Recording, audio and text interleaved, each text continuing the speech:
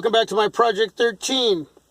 It's lunchtime and it's time to have a conversation, have a discussion, and hopefully get some feedback. What's on my mind and in my heart? Well, today I was checking out a webpage and came across a new device by ZTE. It's the Axon Mini. Now, they have the Axon Pro, which is over a $400 device. And I was intrigued with that for a while, but then sort of lost interest. But now they have the mini version of this device, the ZTE Axon Mini, 5.2-inch device. Oddly enough, the same size as the new LG Nexus 5X, that overwhelmingly on this channel, everybody wants to see me bring in as long as I have the funds. Now, that's probably the route I'm going, but maybe you'll change your mind when I tell you a little bit about this ZTE Axon Mini. Now, I used to have a ZTE device, and they're not bad devices. The ZTE Z Max. It was a phenomenally great device for the price. And I really, really mean that. I sold that device. It was a device I wanted to keep, but in the end, I did, with a lot of my devices, go the route of selling it. If I can come across it again someday, maybe I'll pick it up for cheap. So ZTE is not a bad device. Now, this little Mini at 5.2 is the new Mini, because didn't Mini used to be like under 5 inches, like 4.7 or 4.5? So I kind of find it funny that the new Mini is now over 5 inches. But let me talk about the specs a little bit here. You know what's funny is that people will park in the lot where I'm at and stare at me wondering, is that guy literally talking to himself? They don't know what I'm doing, so it's kind of funny. Anyway, it's got a Super AMOLED 1080p display. Now, the LG Nexus 5X has an IPS 1080p. So I'm already liking a display on this Mini Axon ZTE. Said that backwards. It's got expandable storage up to 128 gigs of extra storage. The LG Nexus does not have that. Now, mind you, the LG Nexus 5X probably will have a better camera. From what I'm reading, the ZTE Mini Axon is going to have possibly an 8 or 13 megapixel on the back, with an 8 on the front. Well, the LG Nexus 5X is going to have the Sony Macron sensor, which creates larger pixels, and it's supposed to control motion blur, and that's yet to be seen. So, but they've already given this device and the 6P by Huawei a great rating when it comes to the camera. And so I don't know who's taking pictures or shooting video that they're already come up with this so-called rating that it's already going to be a phenomenal camera. Now, I'm hoping so, because I'm bringing in the Huawei device. So I'm hoping it is everything they're saying. I'm excited to use that device. But going back to the LG Nexus 5X, you got a 2700 milliamp non-removable battery. But on the Mini Axon, you have a 28 non-removable milliamp battery.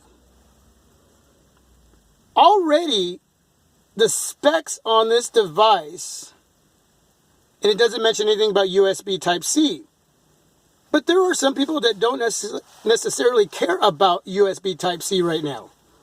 That's not a big deal breaker. But as far as display and storage, and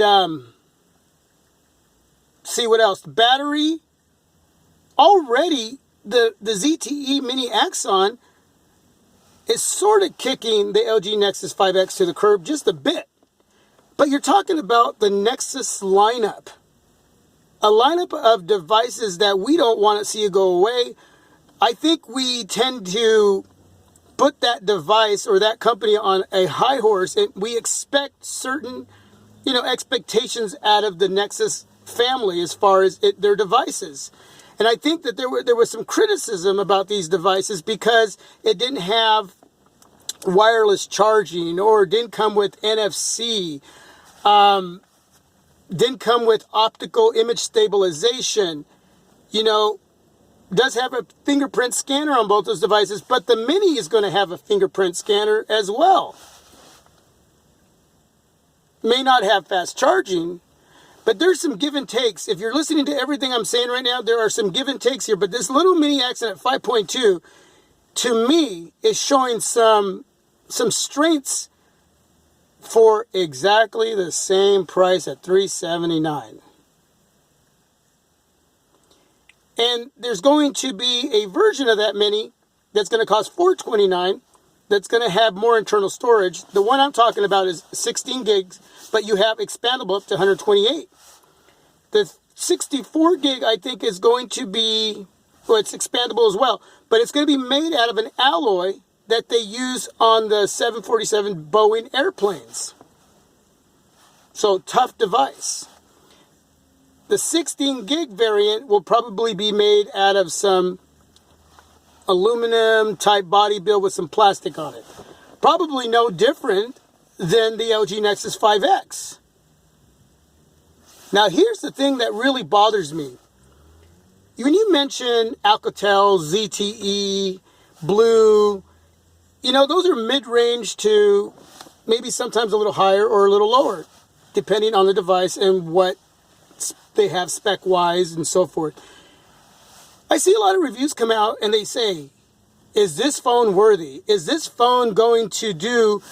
Well, half the time these devices only cost $200 to $400, and they pair them up against devices like the S6, the LG G4, the Note 5. That is not a worthy comparison. We understand that you do comparisons just to see how those mid-rangers can handle up against those flagship smartphones. But at the end of the day, when you look at the price point and you look at what you're getting on a mid-range flagship, you know, $400 to $500, or what we are now starting to consider flagship at $400 or $500. You know, the Moto X Pure Edition opened those doors wide. That's a flagship. It's not a mid-ranger. That is a flagship. That's my opinion. It's the new mark on flagship. But you watch these reviews and then they kind of praise these devices, but at the end then they always go, but it may not be what this device is. It may not do what this device is. You know, they start off with the heading and they start off to the review talking highly about these devices, and then towards the end they sort of just kind of fizzle out. And I think that's unfair. I really do. You know, you look at the Zenfone 2 lineup, you look at the Alcatel Idol 3, you look what those devices have done, you know, and even Motorola pretty much stays within that realm too. So I really find it unfair that that's the way that these reviews start and end. And they need to be a little, you know, if you're going to start off a review hyped up about these mid-rangers or mid-range flagships, give it its due credit. It's not going to be what an LG device is that costs $700-800, and even then those devices fail, and you see reviews go up, and you see how there's areas that a lot of people out there just don't like. And I'm sure we could nitpick some of those flagships. I just get tired of hearing the mid-rangers get nitpicked, and they only cost $200 to $400, and you're doing it up against $600, $700, $800 devices. And I think I threw that huge chunk of information in there because of the fact that this little mini Axon by ZTE, I think has some killer specs. And for what it has compared to the LG Nexus 5X, that's interesting to me. And I'm willing to maybe give it a try. But I would ask you to look into that device. I would ask you to look into the Blue Pure XL 2015 device. It's a 6-inch phablet that has some really killer specs. But because it's a Blue device, it just may not be as good as the Note 5, right? Or the Galaxy S6.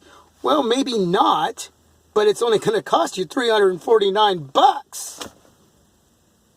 Think hard about how we hear the information come out and how they really rate these devices.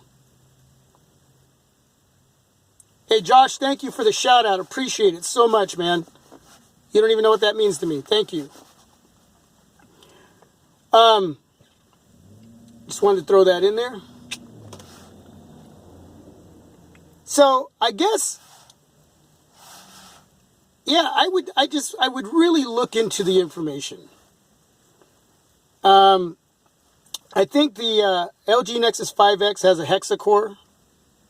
It's Qualcomm Snapdragon. And the ZTE Mini has a, what is that?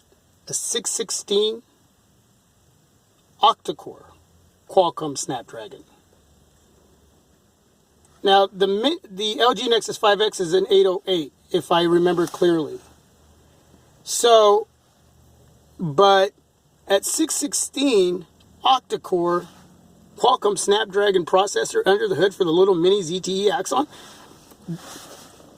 that's a nice engine driving that device under the hood. I don't know. That's a lot of information, you guys. But that's what's on my mind and in my heart, and I wanted to share with you. I would like it if you would just check it out. And if you think that it's somewhat worthy to discuss, leave some feedback.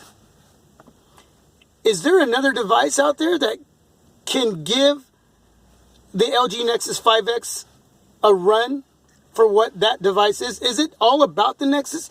I love the Nexus lineup. I love the Nexus family.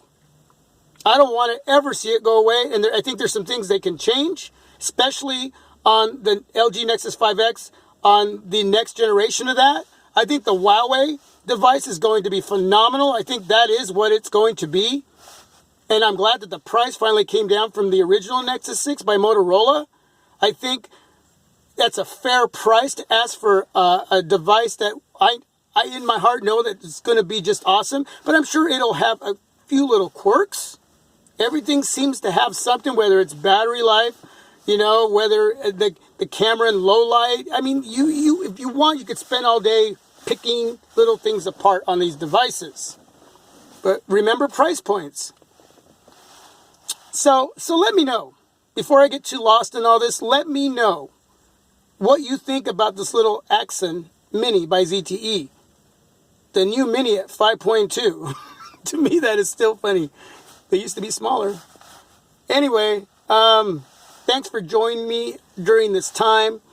I'm going to eat a sandwich, and I'm going to think about everything I just said, and hopefully I didn't throw out some information that wasn't correct. If I did, let me know. Give me the feedback.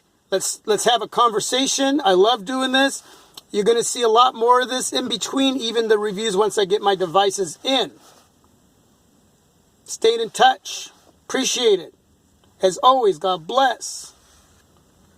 Peace to all you viewers and subscribers. If you're new, welcome. Thank you. Leave a huge thumbs up if you like this video, if you like the vlogs. I enjoy talking to you. Peace as always. Out till the next vid. God bless.